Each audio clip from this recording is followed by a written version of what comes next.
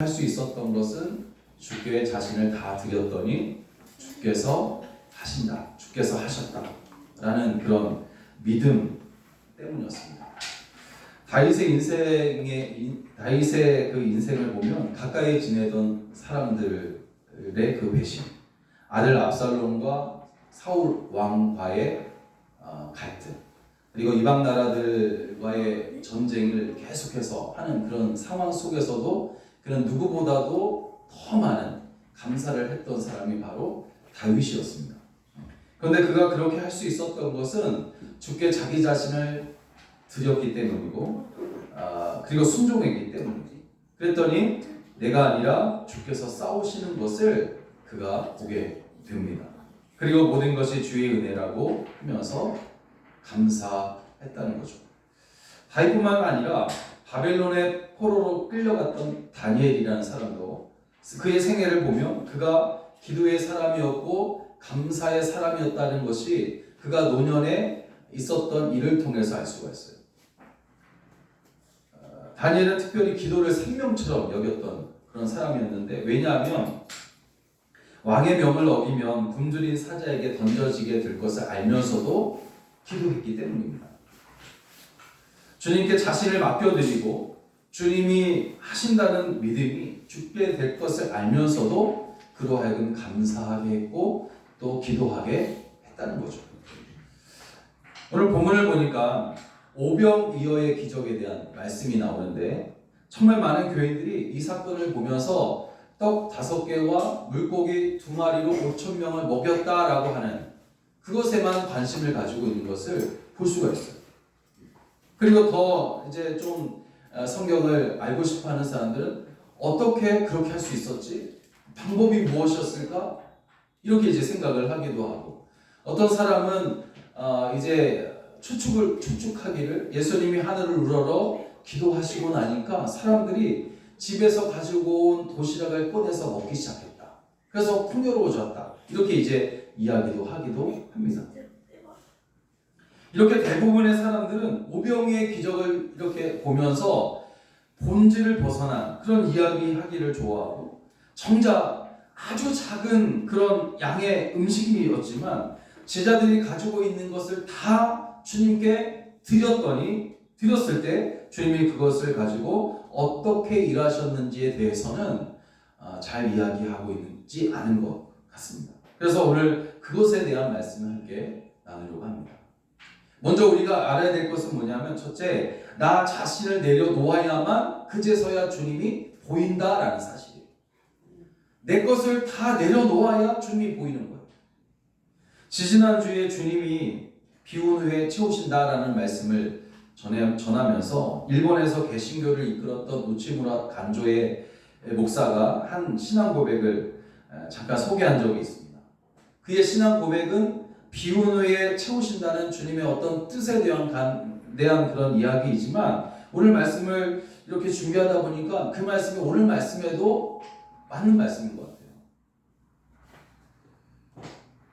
그 신앙 고백은 나를 주님 앞에 내려놓아야 비로소 주님을 볼 수 있게 된다 하는 것도 깨닫게 한다는 거죠. 그래서 다시 읽어보면 이렇습니다. 나는 집을 다스리려 했습니다. 그러나 다스릴 수 없었습니다. 내 아내는 도리어 나를 버려두고 멀리 떠났습니다. 나는 나라를 구원하려 했습니다. 그렇지만 구원할 수 없었습니다. 내 동료는 도리어 나를 배신자라 여기며 핍박했습니다. 나는 하나님께서 세우신 교회가 영적으로 더러워진 것을 보면서 앞장서서 깨끗하게 하려고 애썼습니다. 그러나 깨끗하게 할 수 없었습니다. 오히려 교회는 도리어 나를 배척했습니다. 그래서 나는 하나님께 부르짖었습니다. 하나님, 나는 아무것도 할 수 없는 자입니까? 그러자 하나님께서 내게 말씀하셨습니다. 다만 나를 믿으라. 무엇을 하지 않아도 좋다. 다만 나를 사랑하라. 나의 사랑을 받으라. 그래서 나는 내가 바라던 모든 것을 주님 앞에 내려놓았습니다. 그리고 다만 주님을 사랑했습니다. 그러자 하나님이 나를 은혜로 채우시기 시작하셨습니다. 그리고 나의 집도 사람들도 나라도 하나님께로 인도할 수 있도록 해주셨습니다 하는 그런 신앙 고백이에요. 이 고백은 자신을 내려놓고 비워야만 주님이 보이고 그제서야 주의 사랑, 주의 은혜가 보이기 시작한다 하는 그런 내용의 이야기입니다. 주님은 자신을 쫓아온 사람들이 하루 종일 먹지 못해서 배고파하는 것을 보셨어요. 그래서 그들에게 먹을 것을 주기를 원하셨습니다. 그런데 그 빈들에서 큰 무리에게 음식을 구해주는 것은 사실 불가능한 일이었고 그 상황을 제자들이 모를 리 없는 겁니다. 상황을 파악한 제자들이 서로 골똘히 생각하면서 결론 내리기를 무리를 마을로 보내 먹을 것을 사 먹게 하면 되겠다 하면서 그 이야기를 주님께 말씀을 드렸어요. 그렇지만 주님은 제자들이 이해할 수 없는 말씀을 하십니다. 갈 것 없다. 너희가 먹을 것을 주라. 주님은 왜 사람들에게는 마을에 갈 것 없고 제자들에게는 너희가 먹을 것을 주라 그렇게 말씀하신 것일까? 제자들의 주머니 사정을 모르실 리가 없고 그것이 불가능하다는 것을 왜 모르시겠어요? 그런데도 갈 것 없다. 너희가 먹을 것을 주라 하십니다. 그런데 여기 주님께서 이렇게 말씀하신 이유가 분명히 있어요. 너희가 주라고 하신 주님의 말씀을 듣기 전에 제자들은 어떤 생각을 하고 있었습니까? 그것은 사람들을 마을로 내려보내서 먹을 것을 사 먹게 하시옵소서. 그 생각을 하고 있는 거예요. 그런데 사실 제자들이 이런 생각은 합리적인 것입니다. 5,000명이 훨씬 넘는 사람들이 배고픔을 해결할 수 있는 길은 먹을 것이 없는 빈들에 그냥 그렇게 머물러 있는 것이 아니라 어떻게든 음식이 있는 저 마을로 내려가서 먹게 하자는 거죠. 그리고 나서 다시 올라오면 되는 겁니다. 매우 합리적인 것이죠. 그러나 주님은 사람들이 마을로 갈 것 없고 또 제자들에게는 너희가 먹을 것을 주라 하신 거예요. 이 말씀을 들은 제자들은 매우 난감해하면서 한동안 멍하니 서 있기만 했을 거예요. 어떤 제자들은 주님이 지금 무슨 말씀을 하시는 것이지 하면서 막 이렇게 의문을 가졌을 겁니다. 그런데 여러분, 그때 제자들은 정말 중요한 사실을 놓치고 있다라는 것을 모르고 있었어요. 무엇입니까?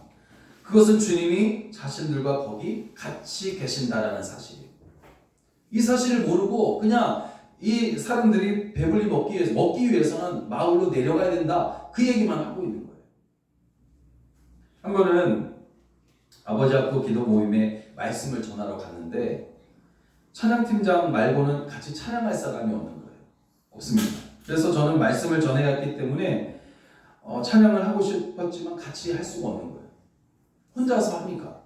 그래도 같이 하고 싶어서 그냥 괜히 앞에 나가서 마이크도 한번 만작거려 보고 옆에 있는 피아노 뚜껑을 열고 피아노도 이렇게 좀 두들겨 보기도 하고 하면서 눈치를 이제 찬양팀장에 줬더니 이 찬양팀장이 같이 찬양할 수 없겠냐고 이렇게 물어봐서 어쩔 수 없는 표정으로 그렇게 이제 찬양도 하고 말씀도 전한 적이 있어요. 제자들은 어떻게 해야 사람들을 먹일 수 있을까 고민하기만 했지 주님이 자신들과 같이 계신 것을 잊고 있는 거예요. 그런 제자들을 보면서 주님은 갈 것 없다. 너희가 먹을 것을 주라. 먹을 것이 없는데 그렇게 하라는 거죠. 하시면서 이렇게 말씀하신 주님의 속뜻은 무엇이었을까? 그것은 아마도 내가 여기 있다라는 신호를 제자들에게 보내신 거 아닌가라는 생각을 해본 겁니다. 찬양을 하고 싶어서 마이크도 만작거리고 피아노도 두들겨 본 것처럼 주님도 그렇게 하신 거예요. 다만 생각만 하고 있는 제자들에게 내가 여기 있다. 내게 이 문제를 해결할 방법이 있다. 너희는 내게 도움을 구해야 한다. 나에게 말해라. 하면서 눈치를 준 것입니다. 사도행전 3장을 보면 베드로가 나면서부터 걷지 못하던 한 번도 걸어보지 못한 사람을 고칠 때 했던 고백, 그것은 주님이 제자들에게 그토록 듣고 싶으셨던 고백이었어요. 어떤 고백이었습니까? 베드로가 이르되 은과 금은 내게 없거니와 내게 있는 이것을 내게 주노니 나사렛 예수 그리스도의 이름으로 일어나 걸으라. 여러분 문제가 생길 때 우리가 해야 할 가장 중요한 일은 뭐냐면 먼저 주께서 나와 같이 계시는지를 주의를 살피고 또 우리가 정말 하나님을 온전히 의지하고 있는지를 살피는 거예요. 이게 가장 먼저 우리가 해야 할 일입니다. 어떤 어려운 문제가 생기면. 그리고 한순간도 나를 떠나지 않으신 주님을 발견하는 거예요. 바울이 골로새서 2장에서 그리스도 예수 안에 뿌리를 박으라 하면서 강력하게 이제 선포하고 있는데 언제나 주님이 나와 함께 하고 있다라는 사실을 잊지 말고 기억하라. 그런 말이죠. 주님은 우리가 우리 생각대로 또 우리의 소견대로 사는 삶을 내려놓고 주님 당신과 함께 무슨 일이든지 하기를 원하시는 거예요. 그런데 우리 자신을 내려놓지 않으면 주님이 내 곁에 계신 것을 우리는 볼 수가 없는 겁니다. 주님이 우리를 통해 일하실 수가 없으신 거죠. 그러므로 여러분 우리 자신을 내려놓고 비운 후에 주께서 우리를 통해 하시는 그런 일을 보는 여러분 되시기를 주의 이름으로 간절히 부탁을 드립니다. 그리고 두 번째는 제자들은 주님께 뭐라고 말하냐면 주님 이것뿐입니다. 이렇게 말해요. 너희가 먹을 것을 주라고 하신 주님 말씀을 들은 제자들은 떡 5개와 물고기 2마리를 이제 주님께 보여드리면서 주님 우리가 가진 거 이것밖에 없습니다. 이것뿐입니다. 말합니다. 이것뿐이라고 했을 때 여기에서 우리는 두 가지 의미를 생각해 볼 수 있을 것 같아요. 첫째는 적은 양이라는 거예요. 아주 적다라는 겁니다. 저는 요즘 이런 생각을 하면서 기도를 하는데 주님 저의 지혜가 이것밖에 되지 않습니다. 저의 능력도 이 정도뿐입니다. 이런 저를 통해 무엇을 하실 수 있으시겠습니까? 그렇지만 약한 자로 강하게 하신다는 사실을 믿기에 이런 연약한 저라도 주님께 드립니다. 그러니 주께서 필요하시다 여기면 저를 가져다 사용하시고 그러면 이 한 몸 주의 제단에 불살라 주께 드립니다. 이렇게 이제 기도를 할 때가 있어요. 제자들은 너희가 먹을 것을 주라 하는 주님의 말씀에 자신들에게 있는 것을 보았더니 떡 5개 물고기 2마리. 그래도 주께서 말씀하시니 그것을 주님께 보여드리면서 주님 이것뿐입니다 한 겁니다. 그리고 이렇게 적은 음식으로 무엇을 할 수 있겠습니까 하면서 그들은 잠시 머뭇거렸을 거예요. 그런데 그때 주님이 말씀하십니다. 그것을 내게 가져오라. 그것을 내게 가져오라. 제자들은 주님의 말씀대로 떡 5개와 물고기 2마리를 주님께 드렸어요. 아주 적은 거예요. 이것밖에 없어요. 그런데 그것을 가져오라 하니까 드립니다. 우리가 가진 능력, 또 우리의 어떤 지혜, 지식, 배운 양 이게 너무나 작아요. 적습니다. 그야말로 그것뿐이라는 거죠. 그래서 주님이 그것을 내게 가져오라고 하실 때 주님 이거 너무 작은 겁니다. 제 능력이 너무나 없습니다. 부끄러워가지고 주님 드릴 수 없어요. 이것 가지고 뭐 하겠습니까? 드릴 수 없습니다. 이렇게 말한다면 어떠한 역사도 일어나지 않는다는 거죠. 그러나 그것뿐이라도 주께서 가져오라고 하실 때 적지만 내가 가지고 있는 것이 적고 작은 것이지만 그럼에도 불구하고 주님께서 내게 가져오라고 하시니 주여 드립니다 하면 주께서 그 작은 것을 가지고서도 큰 일을 이루실 줄로 믿습니다. 그리고 이것뿐입니다 라고 한 것은 이것이 우리의 전부라는 말이에요. 전부라는 말. 그래서 이것뿐입니다 라고 말하지만 사실 그것이 나의 전부이고 나의 최선일 수 있습니다. 그리고 절실한 사람에게는 그것이 생명일 수 있어요.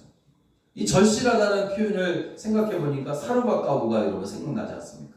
열왕기상 17장에 나오는 사르밧 과부를 보면 17장 12절에 엘리야 선지자가 이 과부에게 떡 한 조각 만들어서 내게 가져오라 이렇게 이제 하자 나는 떡이 없고 다만 통에 가루 조금과 병에 기름 조금뿐입니다. 조금뿐입니다.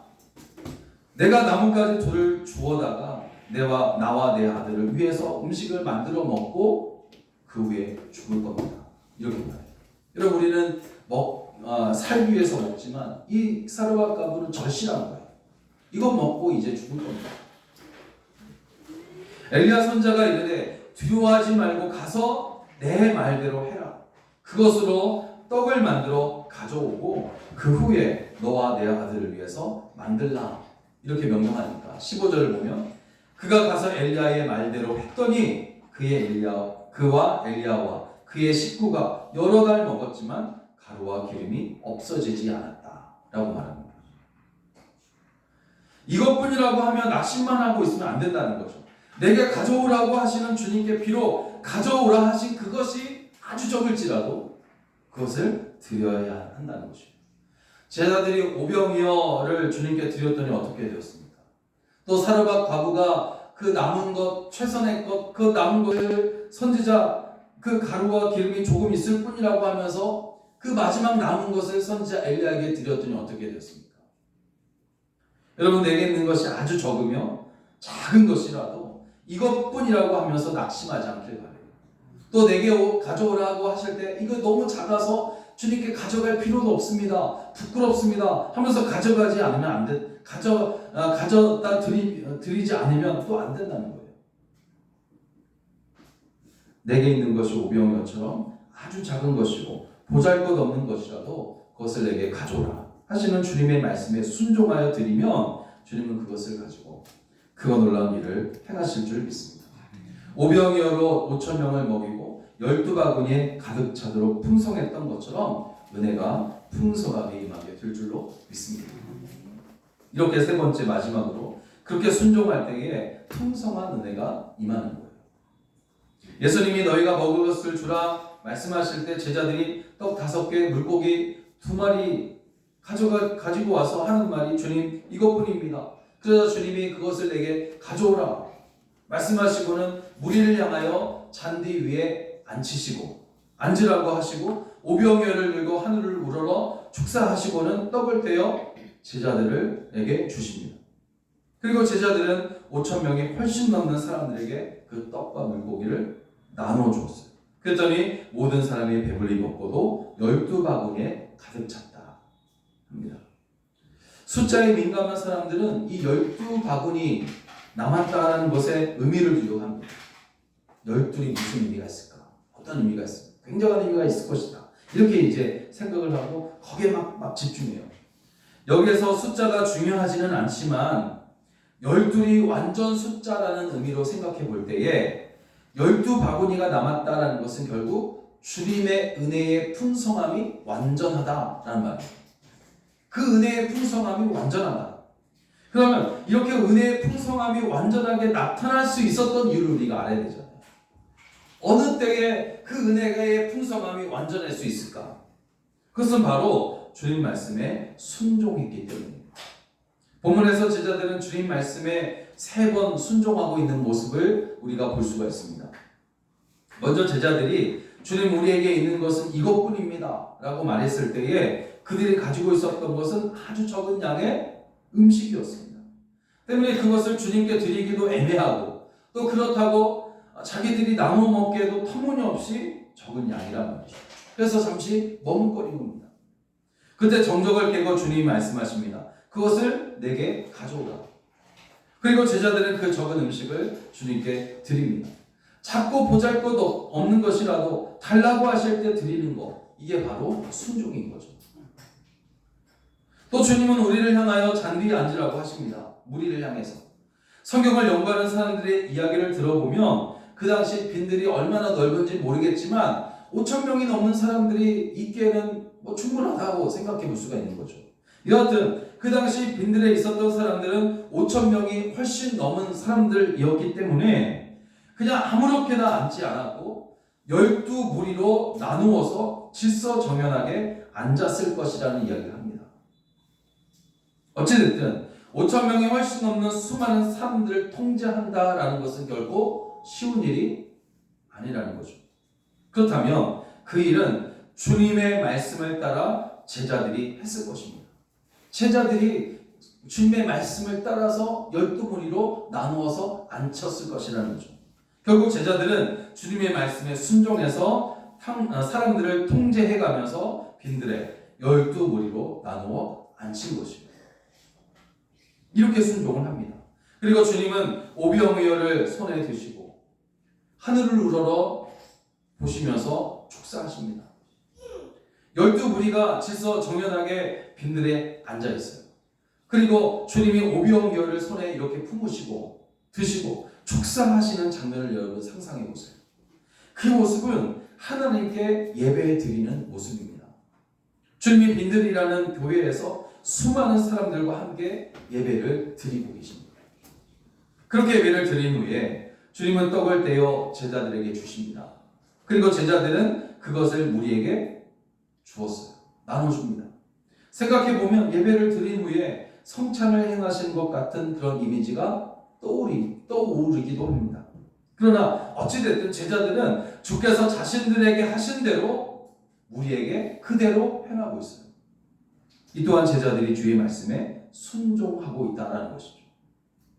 이렇게 제자들은 주님이 내게 가져오라고 하실 때 이것뿐이지만 말씀대로 자신들이 가지고 있던 것을 주님께 드렸고, 주님 말씀대로 무리들을 빈들에 질서정연하게 앉힌 후에 나눠주라 하실 때에 그것을 나눠주는 겁니다. 그 결과 그곳에 하나님의 은혜가 풍성하게 임하게 된 줄로 믿습니다. 그 은혜의 풍성함은 완전한 것이었어요. 복권에 당첨된 사람들을 보면 자기들에게 큰 행운이 찾아왔다고 좋아하잖아요. 그죠? 좋아한단 말이에요. 근데 그 금액에서 30%를 세금으로 떼어가요, 나라에서. 그러면 떼어가는 그 모습을 보고 아쉬워합니다. 풍성하게 받았는데, 행운을 잡았는데 30%를 떼가니까 아쉬운 거예요. 우리가 생각하는 풍성함이라는 것이 바로 이겁니다. 풍성하게 받은 것 같지만 금방 아쉬워요. 그래서 우리가 생각하는 그 풍성함이라는 것이 불완전하다는 거죠.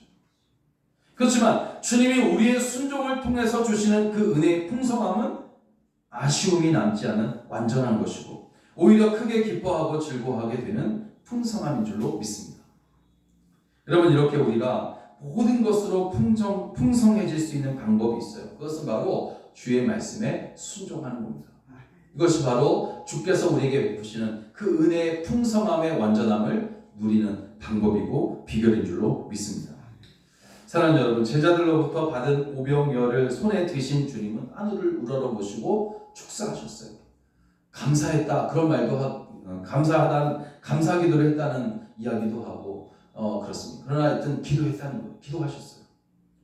주님 손은 전능하신 손이며 선하신 손이고 그 손을 통해서 기적이 일어납니다. 창조됩니다.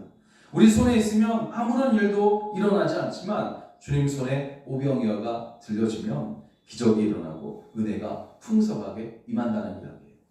사람과 가부가 조금뿐인 가루와 기름을 들이지 않았다면 어떻게 되었습니까?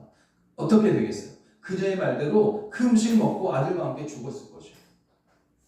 그러나 선지자가 시키는 대로 떡을 드렸더니 살 수 있었어요. 우리도 마찬가지입니다. 이것뿐입니다 라고 하면서 가지고 있으면 더 이상 어떠한 일도 일어나지 않아요. 그렇지만 마지막 남은 것이 이것뿐일지라도 주님께 드릴 때에 주께서 그것으로 생명을 살리는 주의 선한 일을 시작하시는 줄로 믿으시기 바랍니다.